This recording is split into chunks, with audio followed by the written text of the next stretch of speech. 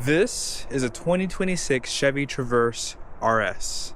And in this video, I'm going to explain to you why I think GM holds back the Traverse. I borrowed this SUV from Ken Garff Chevrolet here in American Fork, Utah. It is available for sale. Let's go ahead and check out the window sticker so you guys see some of the options and features on this build. At the very top is the description. Stow Gray Metallic is the paint, jet black with torch red accents is the interior. And then this is going to be a short listing of the standard features. Be sure to pause to see more.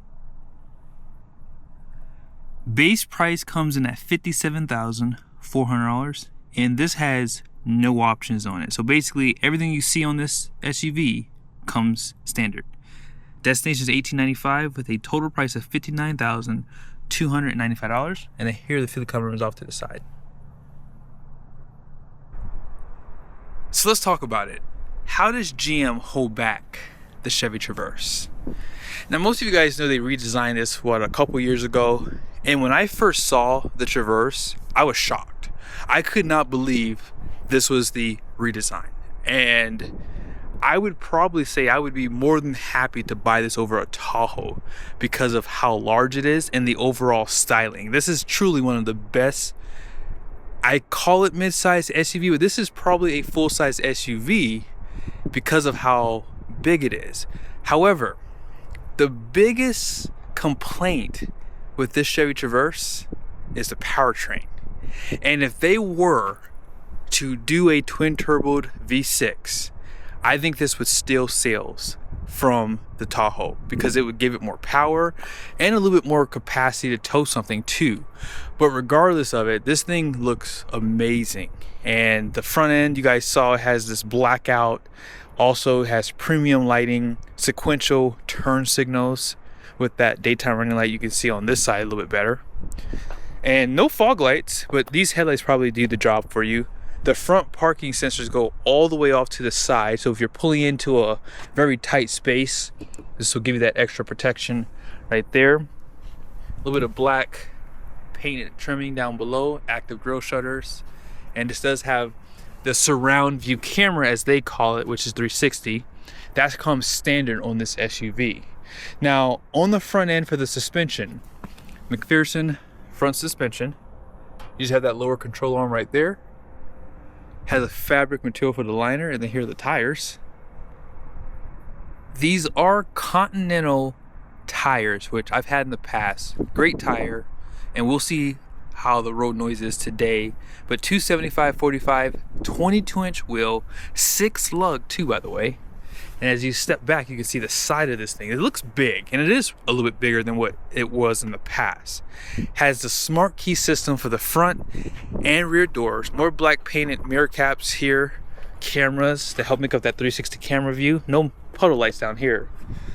Blind spot alert, heated mirrors. All this trimming is black. You have a gloss black here. The only thing it's missing is that twin panel roof for $1,500. That's it. It's only $1,500. It just puts you right over $60,000. And because it does sit a little bit lower, you don't need the running boards.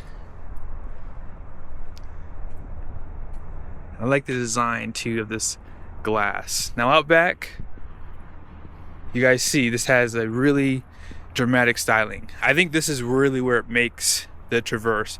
Whenever I see these on the highway, I always look at them because they look really cool at night.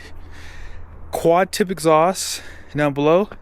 This does have a receiver hitch with looks to be a 7-pin right here. Also has LED lights, and this camera has a sprayer to clean it off in case it's raining outside or something like that. Now here's another big shocker. Behind the third row seat, look how much space you have. That is really big.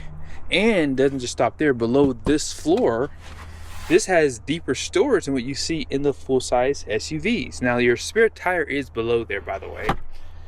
Also, if you want to put down that second row and third row, it's pretty easy to do. 60/40 bench. Now you can get this in an 8-passenger for the Traverse. I can't remember if you can get it with the RS. You might have to do a little bit more research there. But there's no light here. I would like to see one on the side. However, they do have one here for you. But yeah, I would like to see a little bit more lighting, maybe on the sides here. You can see some of your speakers. There is a 12-volt power plug back here. If you need to tie things down, you have that option too. And all power. Let's go and pop the hood and see what exactly the powertrain is. This is going to be a 2.5 liter inline 4 turbocharged engine. Now it's going to be good for 328 horsepower. So I will say that's a good amount of power for this SUV. 326 pound-feet of torque. All that power does go through an 8-speed transmission. So we'll see how it goes when we drive it today. Let's go ahead and check out the interior. If you are looking at this RS, by the way, all-wheel drive does come standard.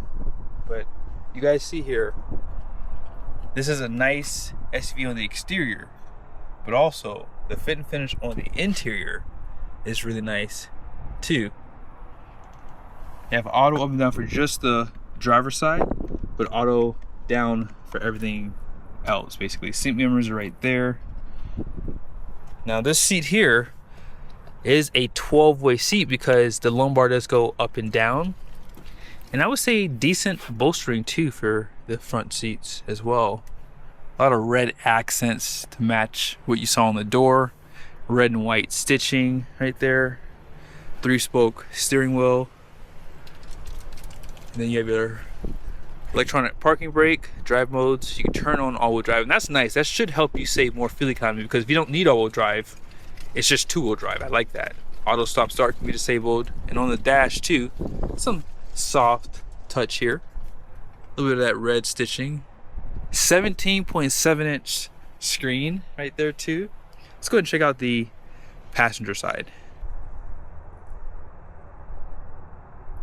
You guys did see on the window sticker Bose sound system, which is 12 speaker.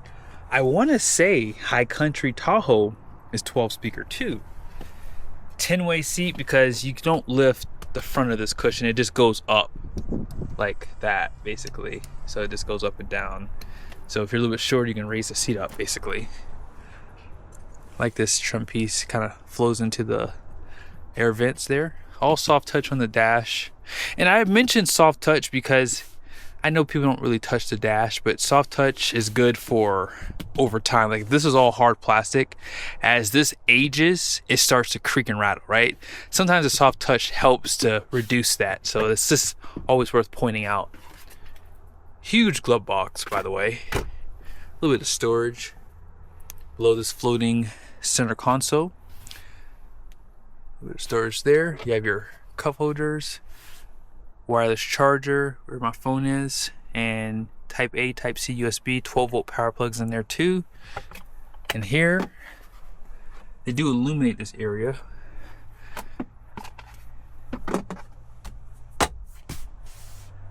And did I mention these seats were heated and ventilated? If I didn't, they are. Out back,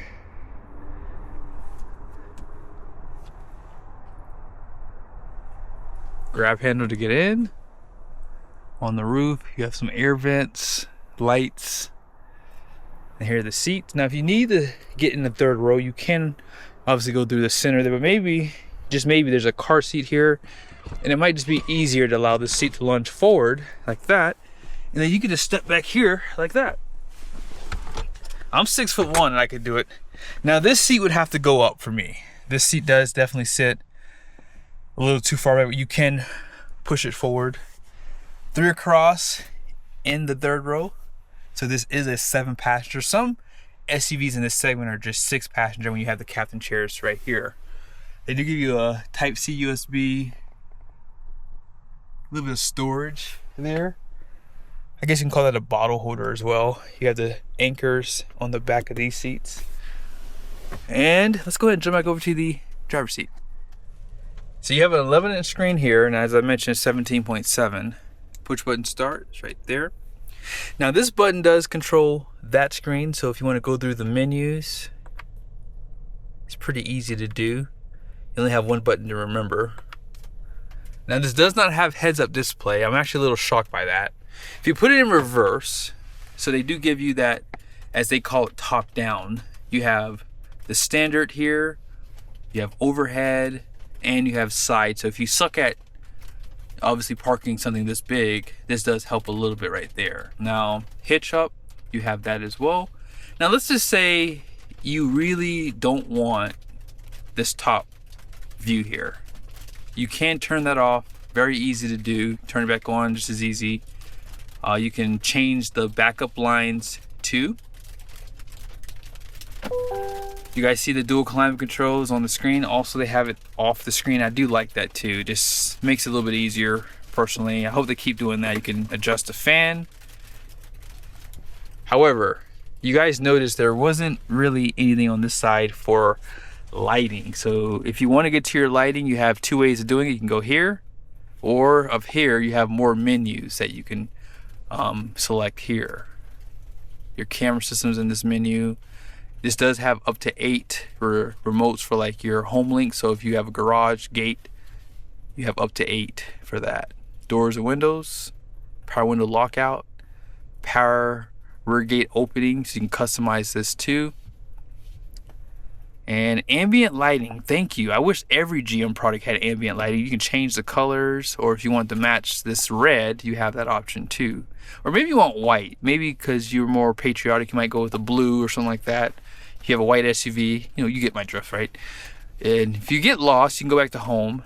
Obviously your Apple CarPlay, Android Auto is right there, so you can move those around too. Vehicle status. You don't have trip information controls in this screen, right? So you have to come here for trip information. So if you go here, you can actually add to the driver display. So you guys will see trip information is right there. Same thing goes for your fuel economy, your current trip. You can adjust that as well. And if you go back, I do like that they gave you some gauges too. So it shows you some of the temperatures, battery voltage, oil pressure. This is like a home screen menu too that you can set up. You can change what you see here. You can put your map, trip information can be put in here as well. And I think that's pretty much everything I care to show you. This climate menu does stay illuminated, by the way. Let's go ahead and drive this. I think that I want to see how well this thing feels on the road. So we have to take it for a quick drive, and that'll pretty much end the video after I show you the numbers after the drive. Now if you need to merge,